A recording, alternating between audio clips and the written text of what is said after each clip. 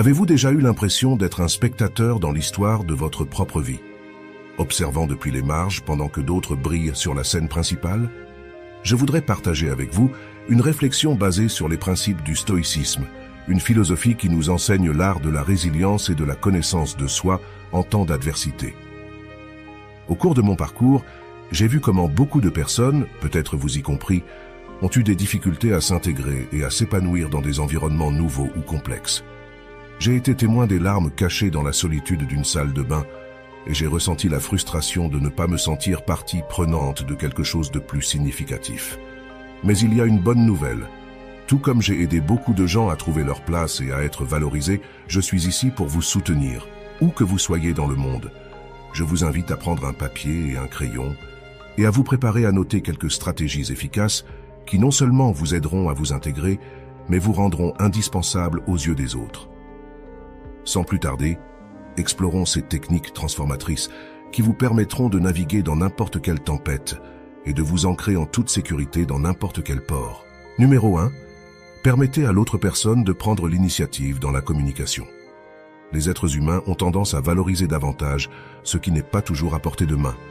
Si quelqu'un nous cherche constamment, nous pouvons finir par sous-estimer son attention. Par conséquent, n'initiez pas toujours la communication vous-même. Attendez que l'autre personne vous contacte en premier et, lorsque vous répondez, faites-le de manière opportune mais non immédiate. Laissez passer un peu de temps avant de répondre pour générer un sentiment d'anticipation. De plus, il est crucial de limiter le temps que vous consacrez à communiquer avec l'autre personne. Ne soyez pas disponible en tout temps et évitez de partager trop d'informations personnelles immédiatement. Montrez de la confiance et de l'indépendance et ne dépendez pas de l'autre personne pour votre bonheur ou votre validation. Souvenez-vous, ce conseil ne concerne pas les jeux ou la manipulation, mais la compréhension de la psychologie humaine et l'utilisation de cette connaissance pour construire des relations plus saines et satisfaisantes. Il est fondamental d'être authentique dans vos interactions. Si vous essayez d'être quelqu'un que vous n'êtes pas, l'autre personne le remarquera et la stratégie échouera. Utilisez ce conseil avec modération, car si vous en abusez, vous pourriez paraître désintéressé ou même arrogant. Numéro 2. Ne soyez pas disponible tout le temps. En psychologie, il est suggéré que maintenir une certaine distance émotionnelle et ne pas être toujours disponible peut être bénéfique tant pour les relations que pour l'estime de soi. La disponibilité constante peut amener les autres à percevoir votre temps et votre présence comme ayant peu de valeur. D'un point de vue philosophique, la liberté et l'autonomie personnelle sont des sujets profonds. Albert Camus, par exemple, a réfléchi sur la liberté de l'esprit et de l'action, suggérant que la véritable liberté réside dans la capacité de choisir et d'être disponible pour soi-même. De cette manière, être disponible ne doit pas être vu comme une obligation envers les autres, mais comme un choix conscient qui reflète notre propre valeur et le respect de notre temps. La psychologie moderne souligne également l'importance d'établir des limites saines. Être toujours disponible peut indiquer des difficultés dans la régulation émotionnelle et dans l'établissement de ces limites. Selon la théorie de l'attachement, les personnes avec un style d'attachement sécurisant peuvent réguler leurs émotions de manière flexible et ouverte, leur permettant d'être disponibles émotionnellement sans compromettre leur bien-être.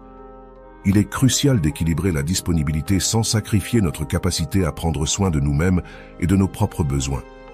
De plus, la disponibilité excessive peut conduire à éviter les conflits, ce qui peut être préjudiciable à la croissance personnelle et aux relations à long terme. Il est essentiel de développer la capacité à affronter et à résoudre les conflits de manière efficace plutôt que de les éviter en étant toujours accessible. La sagesse philosophique nous rappelle aussi l'importance de la connaissance de soi. Thalès, par exemple, nous avertit que la tâche la plus difficile est de nous connaître nous-mêmes, tandis que parler mal des autres est la plus facile. Numéro 3. Cultiver le mystère. Le mystère est un outil puissant qui peut capter l'attention et maintenir l'intérêt des autres. Lorsque nous partageons tout sur nous-mêmes immédiatement, nous devenons prévisibles et moins intrigants. Cependant, en maintenant une aura de mystère, nous permettons à l'imagination et à la curiosité des autres de s'éveiller, les incitant à en savoir plus sur nous et à découvrir nos secrets. Le philosophe grec Aristote affirmait que le plaisir réside dans le mystère, renforçant l'idée que le mystère est un composant essentiel de l'attraction et du désir. Mais comment pouvez-vous devenir une personne plus mystérieuse? Premièrement, ne révélez pas toutes vos informations personnelles immédiatement. Laissez les autres vous connaître progressivement. De plus, ne soyez pas toujours disponible. Réservez du temps pour vous-même et vos propres intérêts. Ne partagez pas tous vos plans et objectifs d'un coup. Permettez à l'autre personne d'être surprise par vos réalisations inattendues. Utilisez un langage corporel et des expressions faciales quelque peu ambiguës. Ne vous montrez ni trop ouvert ni trop fermé. Un sourire énigmatique, qui ne révèle pas trop, peut être particulièrement intrigant. Souvenez-vous, le mystère ne concerne pas être distant ou malhonnête, mais créer un sentiment d'intrigue et d'excitation dans vos interactions avec les autres. Numéro 4. Laissez les autres investir en vous. Pour être une priorité dans n'importe quel aspect de la vie, il est fondamental de permettre aux autres d'investir en nous, que ce soit sur le plan émotionnel, professionnel ou personnel. Cet investissement ne se limite pas seulement à l'argent, mais inclut également le temps, l'attention et les ressources que les autres sont prêts à consacrer. Abraham Maslow, un psychologue humaniste renommé, a suggéré que si le seul outil que vous avez est un marteau, vous avez tendance à voir chaque problème comme un clou. Cette métaphore souligne l'importance de la flexibilité mentale et de la capacité à s'adapter à diverses situations pour maximiser le potentiel d'investissement des autres en nous. Les gens ont tendance à valoriser davantage ce dans quoi ils ont investi des efforts, un phénomène connu sous le nom de justification de l'effort. Par conséquent, en permettant aux autres d'investir en nous, nous augmentons leur perception de notre valeur. Il est alors vital de se montrer comme des individus avec un potentiel, en exhibant des compétences, des talents et une attitude qui invite à l'investissement. Cela peut être réalisé par une communication efficace, en démontrant des compétences et en construisant des relations significatives. Sénèque a également souligné l'importance d'être précieux pour les autres comme une forme de vie vertueuse. Dans le contexte moderne, cela se traduit par être quelqu'un qui apporte de la valeur à la vie des autres, ce qui motive naturellement les gens à investir en nous. Numéro 5. Donnez la priorité à vos intérêts. Lorsque nous mettons nos propres besoins et intérêts en premier, nous envoyons un message clair aux autres. Nous nous valorisons nous-mêmes. Cela incite les autres à nous valoriser davantage. En revanche, si nous nous sacrifions toujours pour les autres et ne priorisons jamais nos propres besoins, nous montrons que nous ne nous valorisons pas suffisamment, ce qui peut amener les autres à nous considérer comme acquis et à ne pas nous accorder l'importance que nous méritons. Le psychologue américain Carl Rogers affirme que la meilleure façon de prédire l'avenir est de le créer. Cette citation renforce l'idée qu'en prenant le contrôle de nos vies et en donnant la priorité à nos intérêts, nous pouvons construire un avenir où nous sommes respectés et valorisés. N'hésitez pas à dire non aux choses qui ne vous intéressent pas ou qui vous épuisent. Ne vous sentez pas obligé de plaire à tout le monde.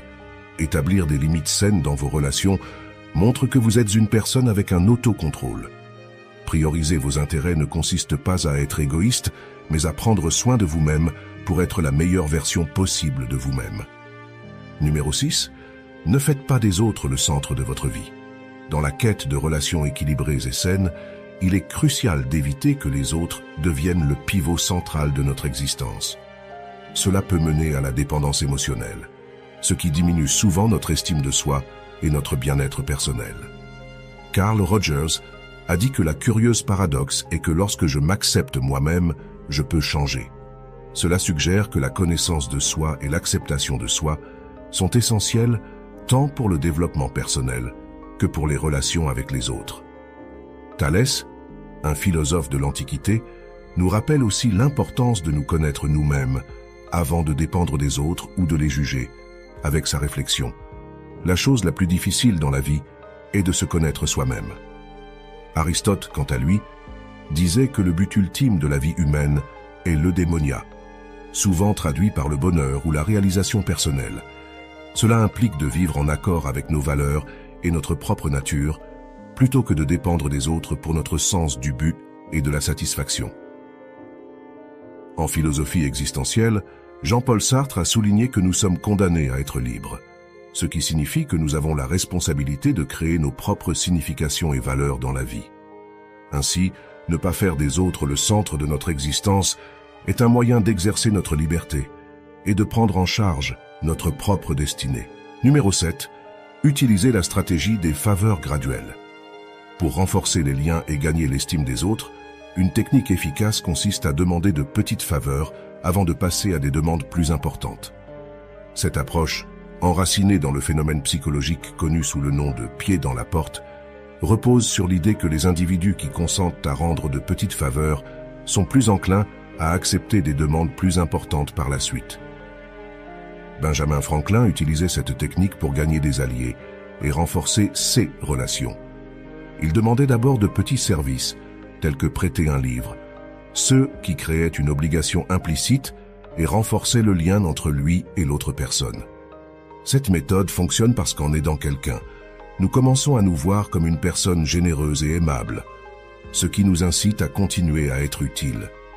Cependant, il est important d'utiliser cette stratégie de manière authentique et non manipulatrice. Demandez des faveurs qui sont raisonnables et respectueuses de l'autre personne, et assurez-vous de rendre l'appareil lorsque l'occasion se présente. En fin de compte, le but est de créer un cycle de soutien mutuel et de confiance, renforçant ainsi les relations et augmentant votre valeur aux yeux des autres. Numéro 7. Favorisez la peur de vous perdre.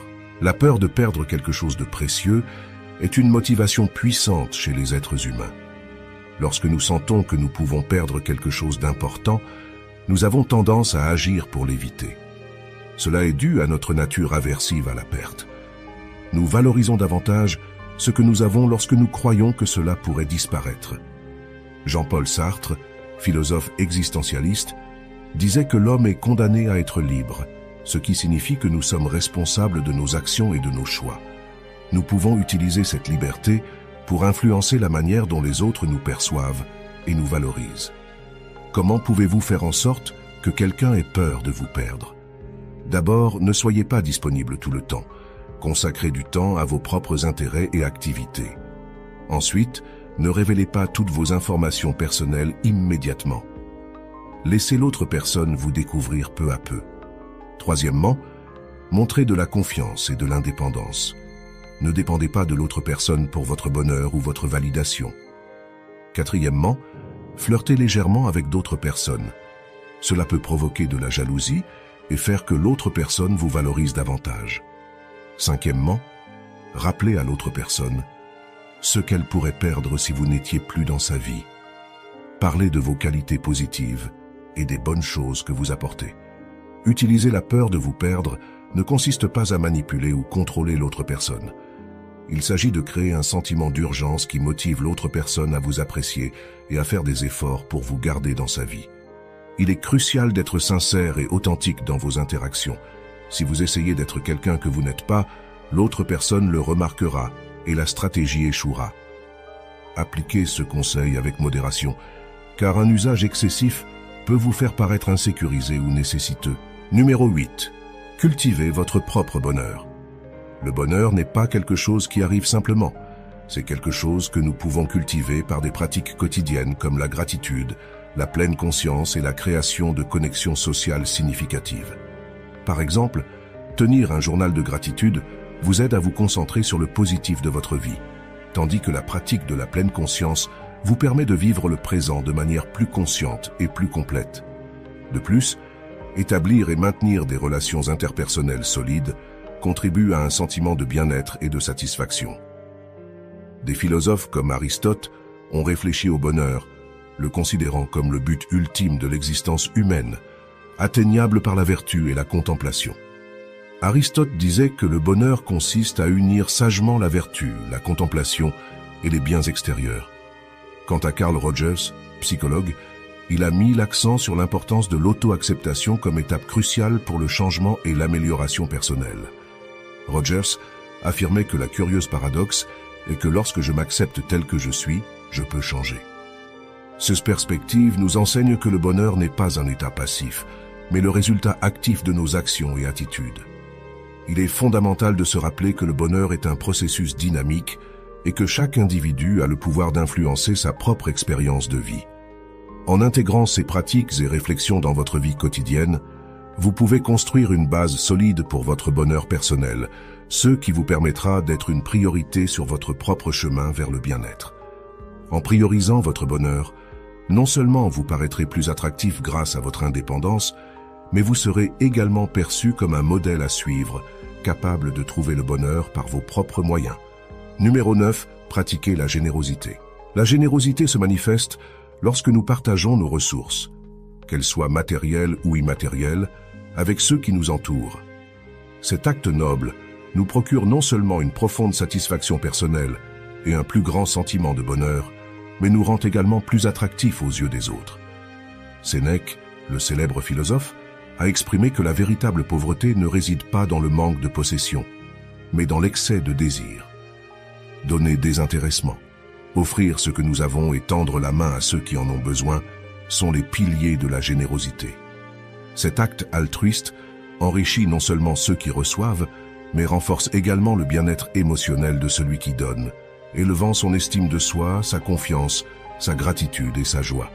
La générosité attire les gens vers nous, favorisant l'amitié et l'amour, car elle reflète un esprit de bonté, d'altruisme, d'empathie et de solidarité. Les personnes généreuses ont tendance à jouir d'un réseau plus large d'amitié et de relations affectives plus profondes et gratifiantes. Cela est dû à leur capacité à donner et à recevoir, à écouter et à comprendre, et à offrir soutien et collaboration. La générosité transcende le simple don de biens matériels. Elle implique également de partager notre temps, notre attention, notre affection, nos conseils et notre reconnaissance. Tout cela pouvant avoir un impact significatif sur la vie des autres. Être généreux est, en essence, une expression d'amour et de respect envers les autres et un moyen de forger des liens solides et durables. Marc Aurèle, l'éminent empereur romain, considérait la générosité comme une vertu fondée sur la raison, la justice et l'intérêt commun. Dans ses réflexions, consignées dans les Pensées pour moi-même, il soutient que la générosité est un mode de vie en harmonie avec la nature et avec nos semblables, basé sur le principe de promouvoir le bien et d'éviter le mal. Numéro 10. Soyez prêts à vous retirer.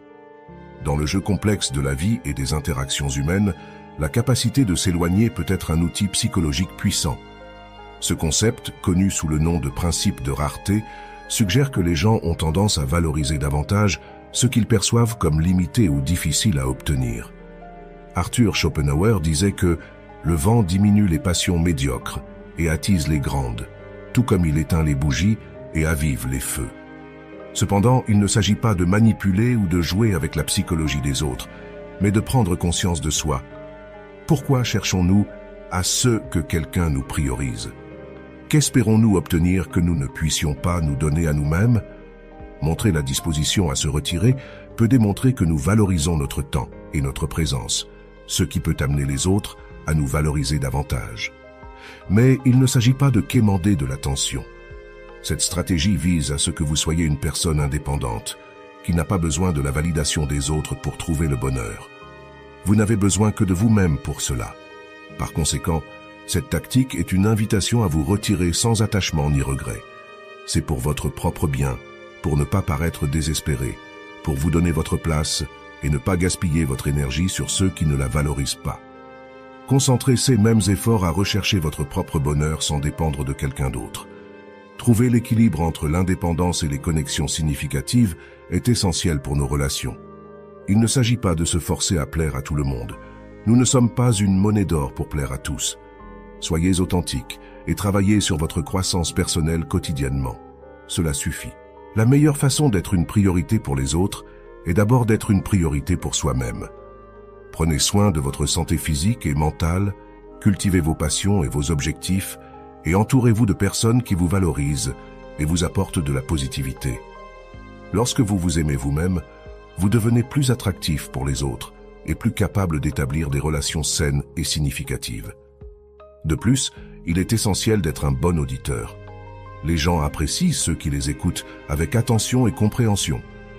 Pour être un bon interlocuteur, posez des questions intéressantes, partagez vos expériences et prêtez attention aux réponses des autres. La loyauté, la fiabilité et la compréhension sont fondamentales dans toute relation. Dans le domaine amoureux, être un bon partenaire implique d'être affectueux, attentionné et respectueux. En suivant ces recommandations, vous pourrez cultiver des relations plus profondes et significatives et augmenter vos chances d'être une priorité dans la vie des autres. Si vous avez aimé cette vidéo, n'oubliez pas de laisser votre like et de vous abonner pour ne pas manquer plus de contenu comme celui-ci. Merci beaucoup de nous avoir accompagnés aujourd'hui. À bientôt.